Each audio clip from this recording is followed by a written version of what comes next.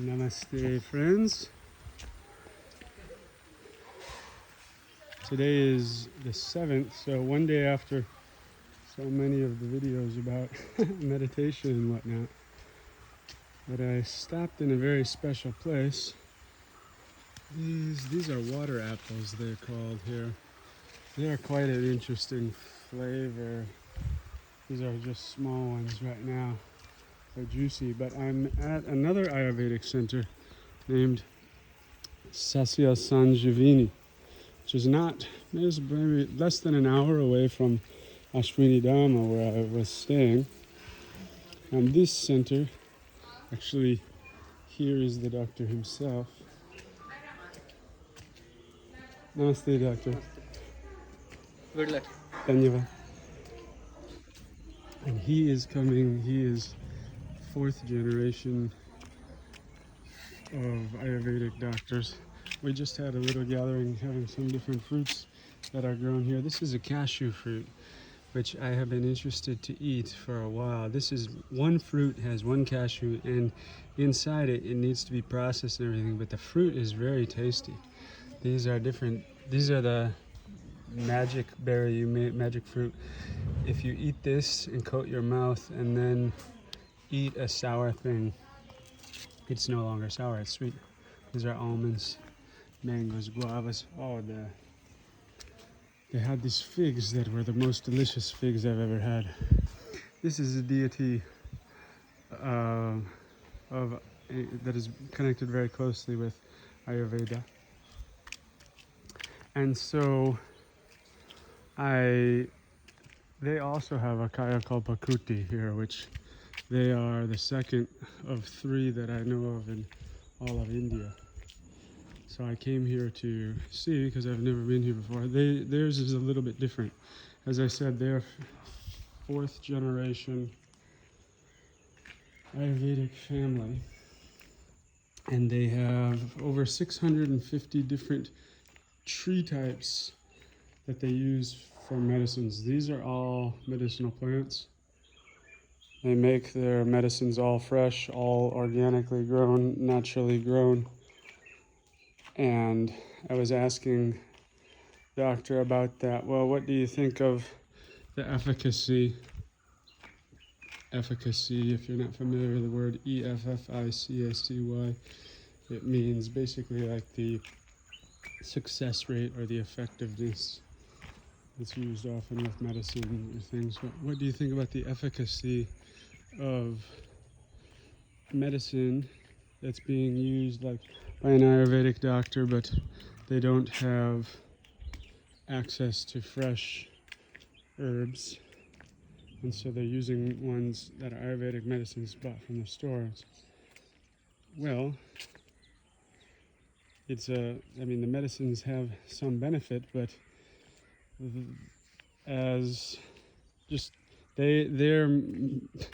they like to make their medicines within 10 minutes of plucking from the plant, but 24 hours is the maximum in order to get the effects that they're looking for. And the effects that they're getting are incredible, what they're telling me.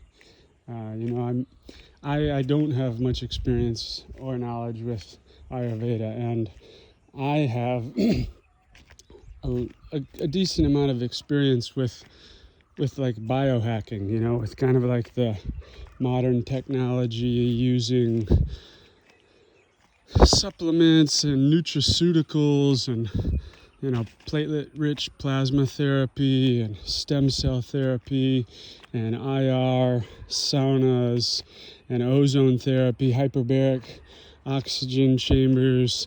I'll have experience with that and many other things. So it's not like I'm coming from a history of using these more natural, ancient ways, but I have been learning about them over the past years, and I find them very fascinating because, again, if I just put the logical mind to it, it seems pretty obvious, actually, that if this body is an organism that has evolved over millions of years in an environment where other things are growing naturally, and they provided me the nutrients, the vitamins, the minerals, as well as the care from sickness and illness and things to get to this state millions of years later. Then something must have been working, or else human beings wouldn't have survived. And when I go to, here's a cashew fruit, that means is there one around here? When I go to places that are more connected, as I was sharing the other day, where connected with nature, where whom I would call in the West elderly, these people are walking up and down large stone steps and squatting and all of these things, and their health is good. And I talk to friends in Kenya, and they tell about their families and their villages where they came from, and the ages of the previous generations living without illness, cancer, never heard of cancer, these things. And now, this is a fig tree. Look at that. I mean, that is a cornucopia. This is another thing that I discovered as I have been in places where there's more food growing naturally versus having to, the supermarket these days, it's just so disconnected. Now when I'm back in places where the only option is a supermarket, I find it a little disturbing. I used to really love supermarkets. Like I said, okay, we got the Costco, or we got the whatever. Let's go to the nicer one. Let's go to Whole Foods, or, oh my gosh, look at this cornucopia of figs. But now I go there and it's like, this is just everything is covered in plastic. Why is it all in plastic? Everything, even the fruits and vegetables now are covered in plastic, and I don't understand it. But now that I'm used to living in places where buy fruits and vegetables at a market where they're just sold by, people, whether they're local or not, they're often not. But I'm used to that. And it began actually in Spain. They have a little bit more markets than in the US, but then definitely in places like India, Southeast Asia, Africa. But then I had experiences staying in places where there's actual fruit growing for free. These are limes, natural limes. Including, like I said, in Portugal, some delicious citrus just growing, and loquat fruit, which I call a níspera, really delicious. Different places, different fruits and vegetables growing just on the side of like a field or garden or forest, or on the side of the road even. And I really began enjoying that. It's just so natural. And what I found, as I was saying the other day about mangoes, is nature prepared pretty well, as we just saw with the fig tree. It gives hundreds and hundreds of these things. And a mango tree, hundreds and hundreds. This is a mulberry. They're not ripe right now. Mango giving hundreds of mangoes, and nísperas giving hundreds of nísperas. So many. It's like, how could we run out of food when this just happens naturally? Like, these trees just get everything that they need from the ground and the water, from the sky, and then they produce so many fruits or so many vegetables. This is a really interesting one. This is very good for diabetes. It's not a fruit. I have not eaten it, but I've been told it's not very sweet. And this is like coconut husk, I believe, and they just put this cement down a few days ago, and so to help it cure, you want to keep cement a bit moist so it continues absorbing it as it solidifies. And so It's just a natural way of helping it to cure. Yeah, it really opened my mind to what is possible when nature is kind of left to do its thing. Now, I'm not saying it's just totally easy. We've got 7 billion people on this earth, but there's many billions or trillions more organisms than there are people on this earth, and they're all doing pretty fine. None of them are doing industrial farming and things like that. They live in a different way that is more naturally aligned with the cycles and processes of nature. I certainly am not saying in any way that I have any idea. It just has opened my mind that it may not be the solution to things that we currently consider to be challenges or issues. May not be, let's get more technology and let's try to figure this out more with my logical mind. And instead it may be, as many people, many wiser people have been saying long before me, let's look at how this happens in nature and learn. And there are things like biodynamic farming, and the one that I sometimes forget the name, but there's some of the more famous ones. So anywho, wanted to share that since I'm here, and also about this Ayurvedic family and this Ayurvedic center here. I intend to be coming back here. I was just stopping in yesterday in order to see their kuti, just because I was curious, and to talk with them, because there's very few people that I've met in the world who know what Kayakalpa Kuti Praveshika is. And I've been long curious to meet and interested to meet people who are in family lineages of medicine. There's different types of medicine. Ayurveda is not the only type of medicine from ancient India. There's also the Siddha, Siddha medicine, which is coming from southwestern India, Tamil Nadu state. And there are some other ones that I'm not as familiar with at all. And to clarify for people who are not from India, I've always thought these are incredible. Just another example of nature's incredibleness. I think it's like a little seed pod, but so nifty. It's just a piece of art. Beautiful and unique. For people who aren't from India, Ayurveda and Siddha, these come from thousands of years. As I said, I think they said it's 5,000 years or something like that. But we have different samhitas, different treatises that are considered to be over 2,500 years old. But it's not like Ayurveda is the thing that most people in India are using. Most people in India are using allopathy.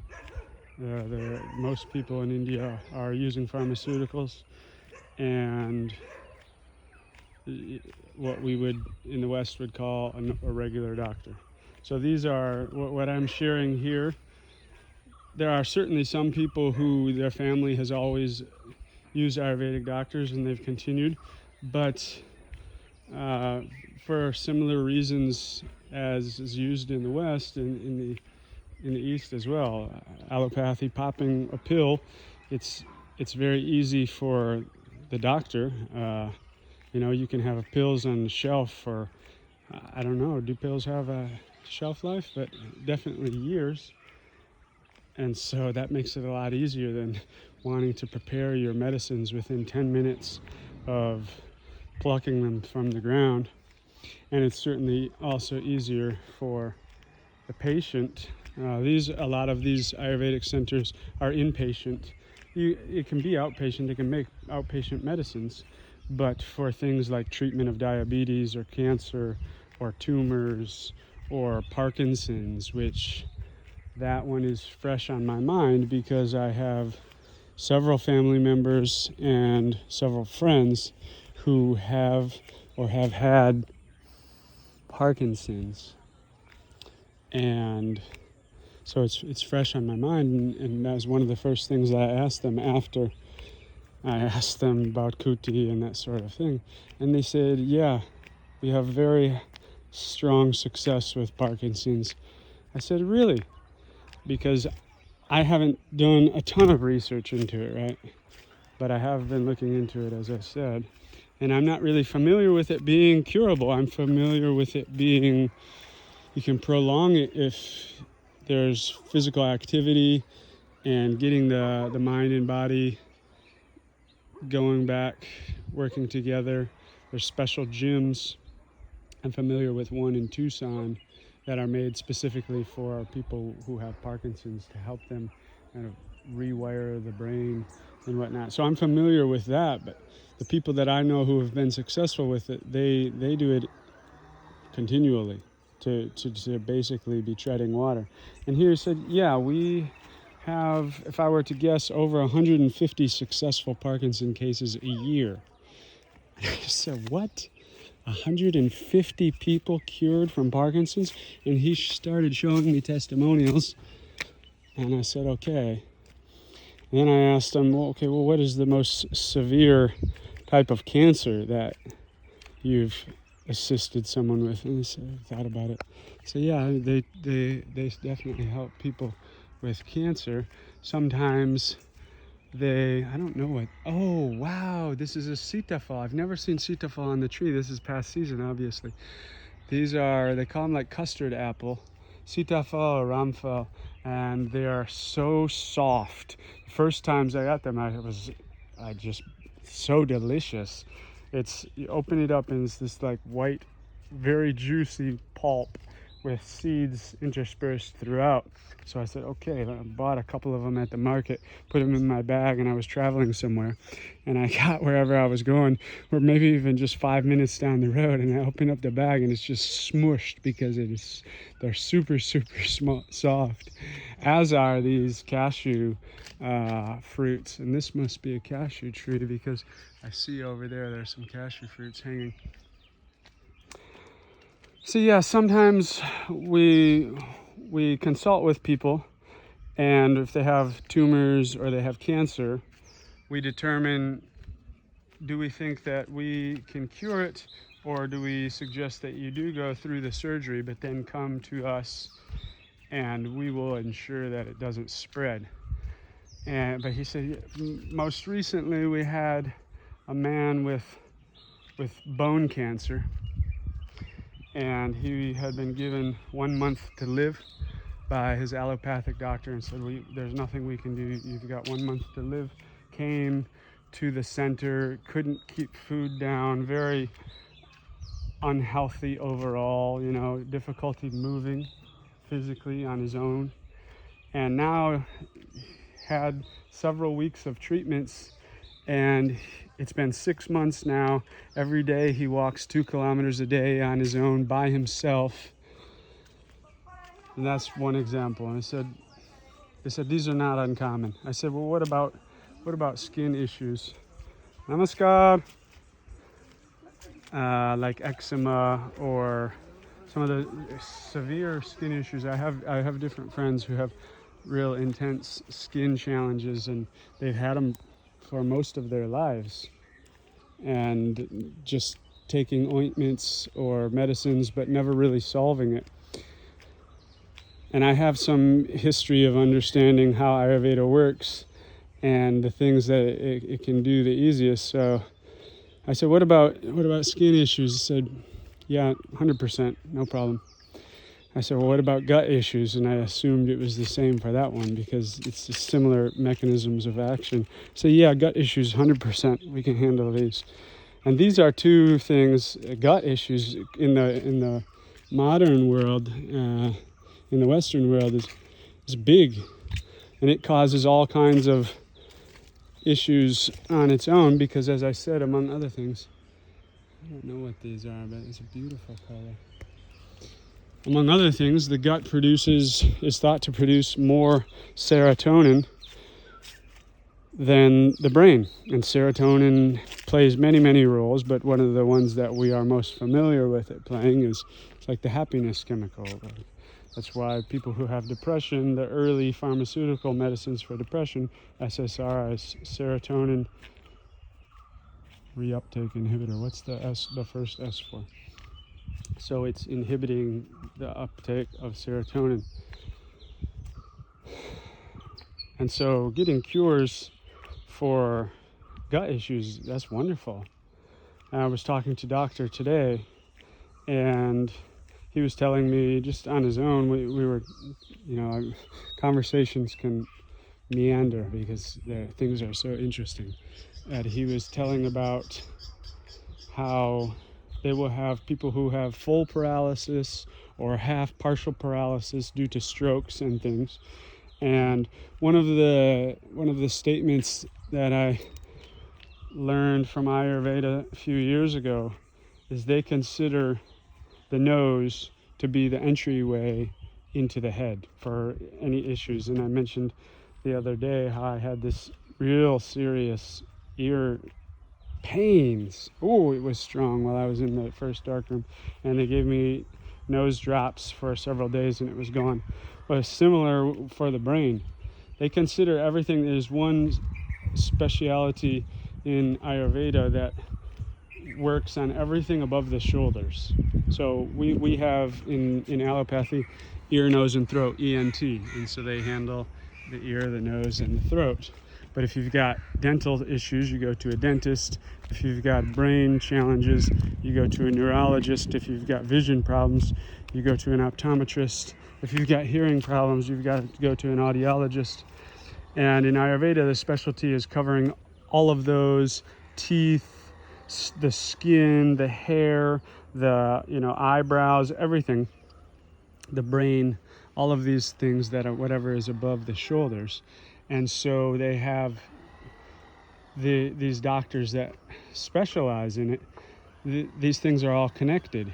Whereas in the scientific method, it's very good, in my experience, at certain things. It's very good at breaking things down into the really minutia. It's really good at breaking things down into the individual parts and really being able to go deep in studying things. And it's brought us lots of really information and knowledge, and it's some of what has brought us the ability to create all of these technologies and things like the one that I'm coming to sharing with y'all. So it's very good at many things, but just as a natural byproduct of breaking things down very individually into the minutia, we can get into this mindset of thinking of everything as separate, and as actually everything is fully integrated. There's not one part of my body that doesn't impact all the other parts. There's no part that's separate, that's just like hanging out over here and it just does its own thing. That doesn't work. If I injure my finger, even though it doesn't seem like it, it's going to in some way impact my liver. And Ayurveda and Chinese medicine and these other historical medical schools, they have found how these different parts of the body are actually connected. I believe I just recently learned, one of the daily things that is recommended in Ayurveda is massaging the soles of the feet with oil, and that can assist with vision. It's not something that I would have ever thought of, and if I had heard of it previously, I'd probably just say, okay, that sounds pretty just ignorant, or like kind of fantastical or whatnot, fantasy. But that's, that doesn't make sense. But it's clear now from what I've experienced in medicine and outside of medicine, and whether it is in psychedelic journeys or in meditation or just being in another country and seeing the cashew fruit, there are so many things that I don't understand. And so I've kind of it was after the first psychedelic journeys back in 2017, I just said, all right, from now on, I'm just kind of letting go of thinking that I know. And so I hear things that people say this or that, and to me it sounds pretty wild, but I say, okay, well, I don't know, because I've experienced things that I never would have thought were real before, And so I have no idea if that is. And for these things to have survived, like Ayurveda, to survive for thousands of years, and some basic information like the images of the surgical implements being very similar or the same that we're using these thousands of years in the future, then the logical mind starts accepting. But now I have firsthand experience. I know multiple people who have healed from eczema and these skin issues and from gut issues. Cancer and Parkinson's, that's something that I had been curious about.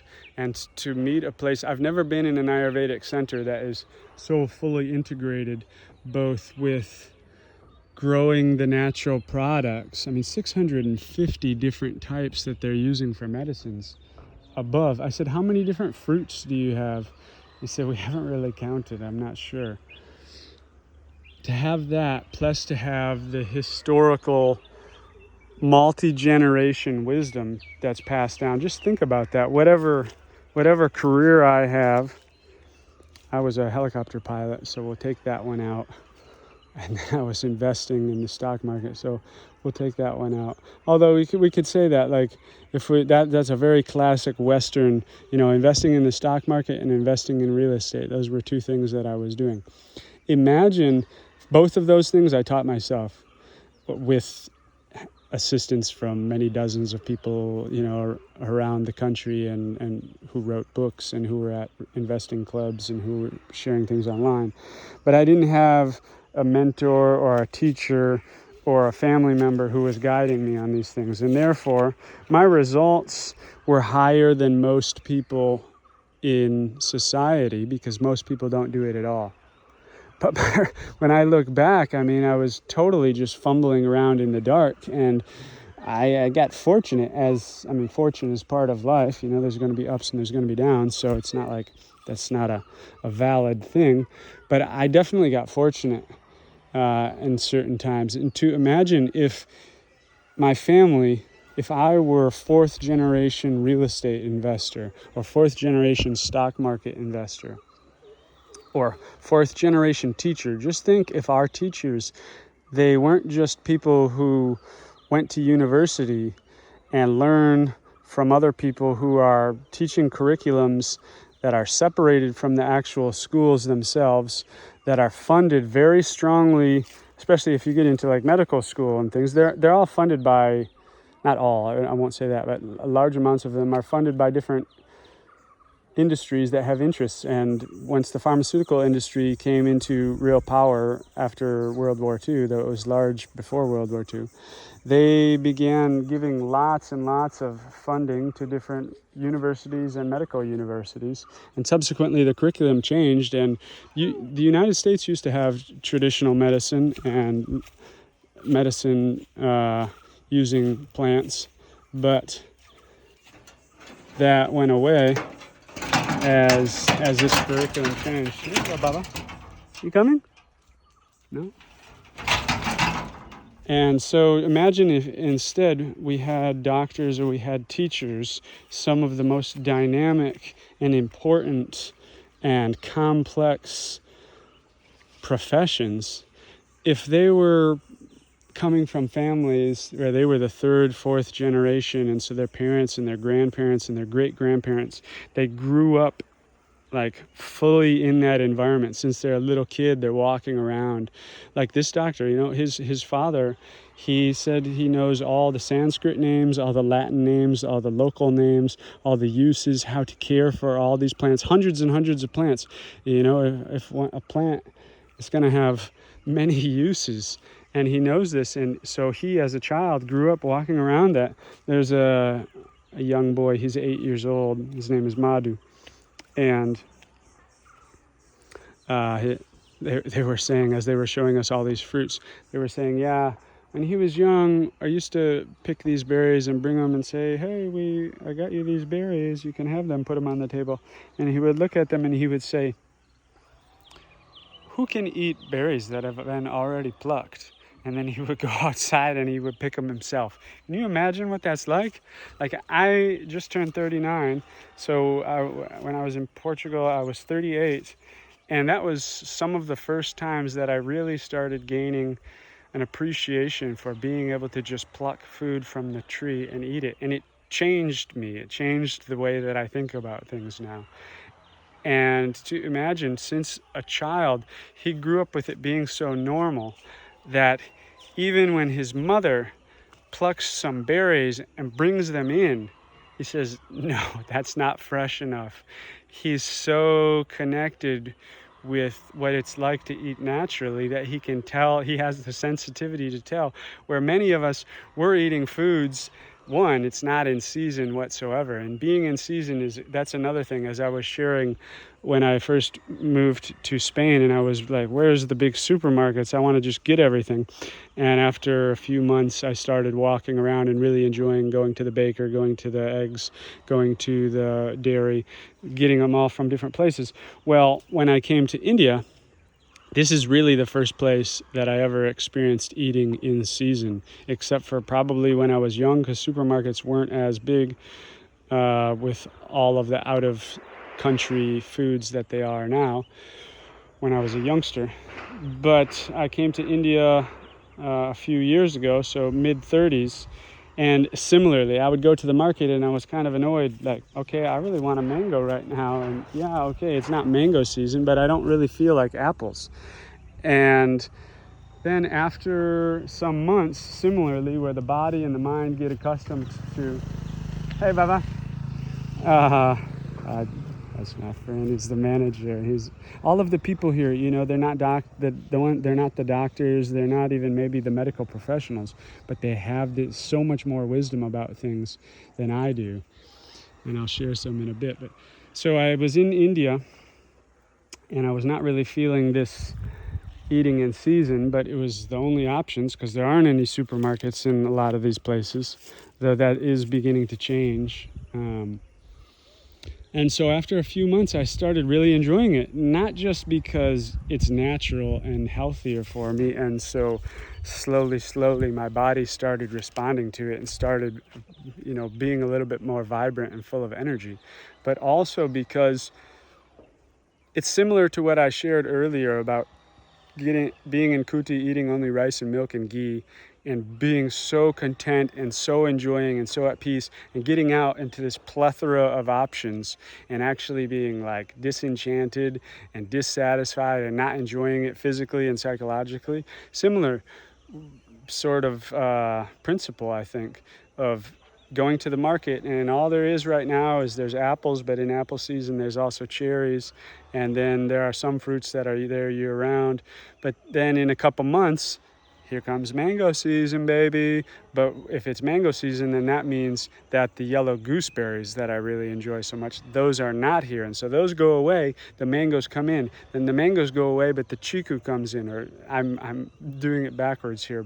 And so it's this really interesting and enjoyable psychological thing, but then physically it's also very beneficial. And they were saying nature provides the fruits at the certain season that also benefit your body. So in this season right now in South India, the fruits and vegetables that we eat are going to assist us with handling the heat, and vice versa. The ones that we eat in the wintertime are going to assist us with eating with the cold. So to be in a place where they're making their own food, they're also making their own medicines, so fresh, with wisdom passed down from generations. And it's not like his great-grandfather was just the one who figured it out. Of course, he learned from someone back then. They used to have a schooling, a way of schooling in India that is known as the Gurukulam, and guru comes from this Gurukulam. And so that is where and it's whatever type of schooling. It would be medicine. I stayed with with a friend that I met in a city named Varanasi, which is Varanasi. It is considered the oldest city in the world currently. And he is part of a very small Gurukulam. These things, again, they're not done for profit. They're living. We all slept together on the floor of I think there's 3 rooms. One is a small kitchen, one is a small toilet, and then the other room is where they practice and where they sleep and do everything.